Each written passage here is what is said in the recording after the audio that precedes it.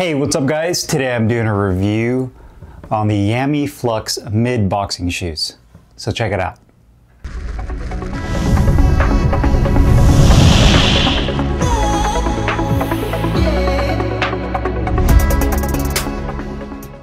Hey guys, Carlo here. Today I'm doing a review on the new and improved Yammy Flux mid boxing shoes. These retail for $156 on Yammy's website. As usual, I will put the link below in the description box so you guys can check out these shoes for yourself. Now, I got mine in the black and bone colorway, which is essentially black and an off-white color. I got mine in size 11. You can get this in 6 total colorways, and to be honest with you, you really can't go wrong with any of the colors. I think they all look amazing in their own right. They have an all white, they also have an all bone color, which is essentially kind of this off-white tan color, all black. They also have like a hot pink fuchsia color, which is for those of you that like that louder look with the color. So I think they did a really great job with picking their colors, and hopefully they come out with more. The other thing is you'll notice that they got a lot of their inspiration for the shoe from basketball shoes. And you know, to me, basketball shoes is one of the design when it comes to shoes that translates well into boxing shoes, both mid and high top boxing shoes. And you probably think they look like the Jordan 11s and the Jordan 12s, and that's my best guess on where they got the inspiration for these shoes, which is a great place to get your inspiration from. I mean, that mid 90s era of basketball shoes, especially Jordans, were amazing. Those are probably some of the most iconic and best looking shoes that were ever created. And you see a lot of other brands have kind of mimicked a little bit, but it's really hard to kind of get that timeless look dialed in. And hence why you have shoes like this one where you get that inspiration. And again, it looks very timeless, elegant, not too futuristic, not too old, but just kind of a perfect balance when it comes to the aesthetics of the shoe. You can get this as small as size 4 all the way to size 14. And they do offer this shoe in half sizes, which is a game changer when it comes to boxing shoes. We'll discuss that a little bit more detail here in a second. Now, in terms of the material of the shoe, it is made of basically a synthetic mesh upper. You also have a synthetic, almost like a synthetic PU on the lace track right here. The laces are hidden, meaning that the inside of that lace track where the tongue is at is actually concealed, which I do like. It has a very sleek look to it. So you don't actually have the exposed holes where the laces go through. And this actually doesn't use holes for the laces. It utilizes a loop system, which to me, I love compared to holes. And the reason I say that is just so much easier and smoother to lace up your shoes and when you put them on, so you're not wasting your time trying to grab each individual lace all the way from the front of the toe all the way to the back.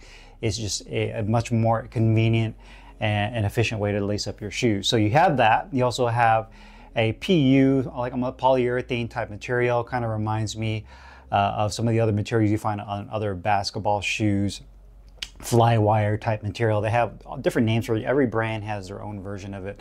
But you basically have that PU material that acts almost like the skeleton of the shoe, right? It gives the shoe its structure.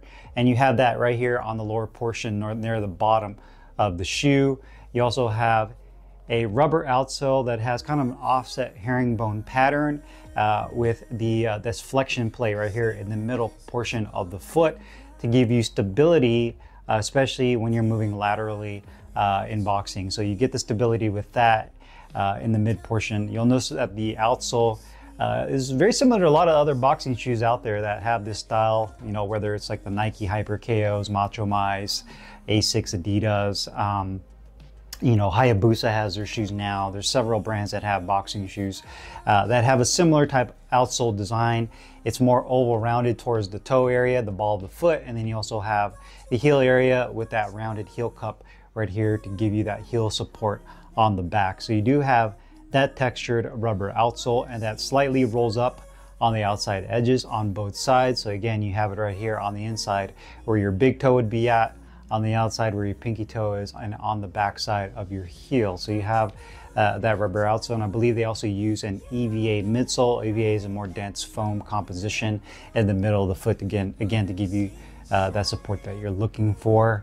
You also have a rear hook right here. This is going to be your heel hook or heel loop, and a lot of shoes have this so that when you're sliding your foot into the shoe, well, it actually has a couple purposes. One, the main purpose is when you slide your foot into the shoe, you don't slam your foot down and end up crushing this heel box by just jamming your foot in, you know, and being lazy with it. So basically, you slide your foot in, and this heel hook, you just pull up on it, and it allows the back of your heel to slide into the shoe. You're not sitting there jamming down on the back of the shoe with your heel and crushing that heel cup. So you use that to keep everything nice and straight when you drop your foot into the heel. These shoes are manufactured in China, no surprise there. You have round laces with plastic tips at the end. The tips are blue, and they also have the Yammy logo. All the little details do matter with the shoe. Aesthetically, I think it looks amazing. It's a perfect balance, really, of design. You know, like the colorway looks great. You have the black with that bone color, and you have a little bit of blue, right? You have a little bit of blue on this heel loop right here. It also says Yammy on the heel loop, and that's all embroidered and stitched in, right? So I definitely like that, and it's really nice, wide, thick piece right there. And you also have a little bit of the blue right here on that mid support piece right there. Coming to the upper, you'll notice that there's nothing splattered with graphics on the top of the upper. It looks really clean. The only thing that you have is going to be this square Yammy logo, the Y right here on the outside, and that's all you need. It looks really clean. I love the way that looks. You'll notice that there is kind of a ghost lettering, and I don't know if the video will pick it up, but it actually has Yammy written in a gloss font right here on the side of the shoe, and I'm not sure if you can pick that up in the video, but it is ghost writing. On the inner portion of the shoe, where the inner arch is, it actually has some writing right here, and I'll read it to you guys. It basically says, "Never stop weaving, push for an edge, always in flux, always authentic. Yammy is all of us, always in your corner." So basically just kind of like their motivating slogans that they put. A lot of brands do that to be kind of a slogan and kind of represents their company and their branding. So you do have these nice laces. They are long enough to where you can get one full revolution around your ankle if you need extra support. At least for me, it worked for me that way. Again, the tongue also has a tongue attachment or a tongue loop, so that keeps the tongue from dropping down into the shoe. The laces go right through that. And again, you also have the concealed lace system with the loop. There are no holes, so it makes it very easy to put the shoes on and then tie them once you have your foot into place. The inside of the tongue, just to show you guys, has the label here. It just says Flux Mid, USA size 11, UK size 10, Europe is 44.5, centimeters 29. Just shows you kind of the material, textile synthetic upper, textile synthetic lining, and the man-made sole. It's made in China. So you have all of that on the inside. You do have a removable insole. You know, pretty standard generic insole you would find in most shoes. An ample amount of padding or support, should I say. Actually does a pretty decent job for a stock insole. It's not anything crazy or advanced by any means. So if you're somebody that has custom insole, custom orthotics, something thicker, you want gel padding, then you have the option to take this one out and put your own orthotics in. So you do have the option to do that. So the inside, you can also feel that it has that EVA plate or some type of foam plating that's very dense and rigid. And what I do like about that is the fact that there's a lot of boxing shoes that actually has just the stitching at the bottom. You can actually feel how the rubber outsole is stitched into the bottom. And this, you actually have an extra piece of what feels to be like an EVA layer of foam to give you the support and cushioning that you're looking for. So definitely a big fan of that. You know, taking the outsole, or should I say the insole, excuse me, taking it in and out is a breeze. You can just slide it right in, take it right out, and it slides in nicely and has a good amount of grip so it doesn't slide around.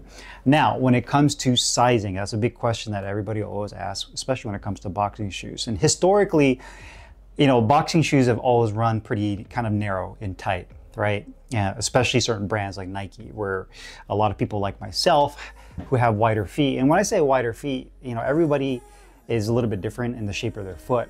But generally speaking, most people like myself usually have areas that are wider towards the outside toe box, right on this side and this side. Hopefully I can show you guys a little bit better. But this is typically where I find a lot of pressure. and then how it kind of rounds towards the point or the tip of the shoe. And this is the area a lot of people usually get a lot of discomfort.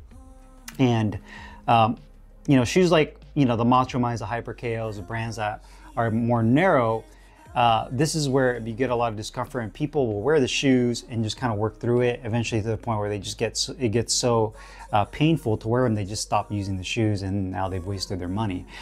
Or they try to break them in and they just never break in the way they want them to, and it just becomes a pain, right? No pun intended. So it's one of those things that people will try to go a half size up. So say they get size 10 and they're like, well, these are too tight. They get the size 10 in the Hyper KO, so like, you know what, I'll get size 10 and a half. The problem with that is oftentimes, yes, it might give you a little bit more room, but now you're also giving more length to the shoe. So you're kind of solving a problem but creating another. So what you're essentially doing is that, yeah, you might get a little bit more of a looser feel, and it's not always guaranteed on the width, but now the length is too long, and now you feel like your foot is sliding forward and back within the shoe. And that creates another problem. So maybe what you do to offset that is you go get a thicker insole, and you just have to do so many, I guess, outside modifications just to get your foot comfortable in the shoe. And that's where I think half sizing is so important. I wear size 10 and a half in just my everyday shoes. I got this in size 11, and that's a game changer for me because I can go a half size up. That's the same for the person that has size 10 shoes. So if you're a size 10 and you have wide feet, you know, if you're in a shoe that only has whole sizes, your next step from 10 would be 11. That's one whole shoe size up. And that's the big question that people ask, like, man, you know, I wear size 10, I have wide feet. Should I go all the way to a size 11, or do I go to a size, you know, there is no 10 and a half in this brand. So it puts them in this bind, right? Because they either get 10 and it's uncomfortable, or they get 11 and it's a little more comfortable there, but they're too big. So again, the half sizing is a big game changer when it comes to boxing shoes, because it allows you to dial in the size perfectly and get you a really good fit. So to me, this is a shoe that is true to size. So if you have a normal foot, meaning that you've never had in the history of your life issues with, you know, narrow fitting shoes, or shoes that other people complain that are too narrow and they fit you fine, then you most likely have a normal to narrow size foot. If you are that person, then go true to size. If you wear a size 10, get a size 10. If you're like me and you have a wide foot, you've historically had pain on the outside edges here, it just becomes a pain in the butt to wear the shoe, go a half size up. These fit me perfectly, both in terms of width and length of the shoe. I think these, aesthetically, when I first saw them, you know, you look at these shoes and you're like, oh man, these are gonna be a really tight shoe, like tight fitting. And the improvements they made over the original is going to be the upper material as well as this toe box area. And what I feel that Yammy did is I feel like they almost widened the toe box just a little bit. Because my original Flux shoes in all white that I did a review on, it's a little snug around here, even after I tried breaking them in. With these, there was relatively no break-in period. They were super comfortable when I first got them, and they continue to be very comfortable now, and I don't have any discomfort on this portion of the shoe. So it's a little deceiving from the outside aesthetics of the shoe, because you're thinking in your head like, oh man, these are gonna be like Nikes where they're gonna be super tight. But honestly, these have become one of my favorite shoes, right next to my Everlast Elites, as well as my Adams V-Trainer shoes. And my Adam V-Trainers are great shoes because they're super comfortable, great padding, they're perfect for wide feet. The same thing with my new Everlast Elite shoes, perfect for wide feet as well. And these land in that category. You know, I'm planning on doing a top 10 shoes, but these shoes are definitely gonna be in that ranking. I haven't decided where they're gonna be at, but the shoe really checks off all the boxes. I really can't find anything bad to say about these shoes, just because it does everything so well. The quality is very nice as well too. I mean, the stitching is done very nicely. The style is great. You have good colorways to choose from. The lace-up system is very well thought out. And I guess that's the best way to say it, is I think they did a very good job of you know, planning the shoe out, you know, putting it on their feet and saying, okay, what are the areas that we can improve? Like, what are the areas that people get annoyed with? You know, the lacing. Okay, well, that takes too long to lace, so we'll make a loop system where it goes really quick. We'll give you a heel loop, so when you're dropping your foot and your heel into the shoe, you can just grab on this heel loop and just pull your shoe up. Some people like to put their shoe on standing up. Some people like to sit down in a chair and put theirs on. But if you're standing up, and you know how this goes, when you're putting a shoe on, you're kind of doing that one-legged balancing act when you're putting your shoe on.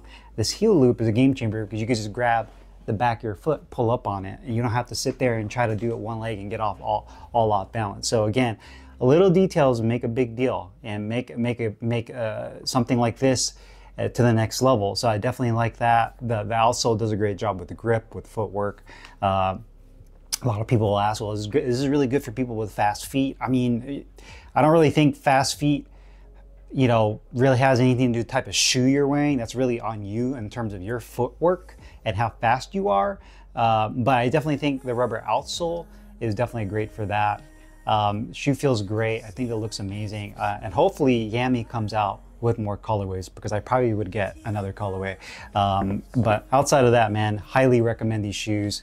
Even at the price point, $156, I definitely think it's a fair price for what you're getting. So yeah, definitely 2 thumbs up for these Yammy Flux boxing shoes. If you guys have any questions or comments, you guys know what to do. Put them down below. I'll put the link in the description box where you can find these shoes. And I will see you guys later. Peace.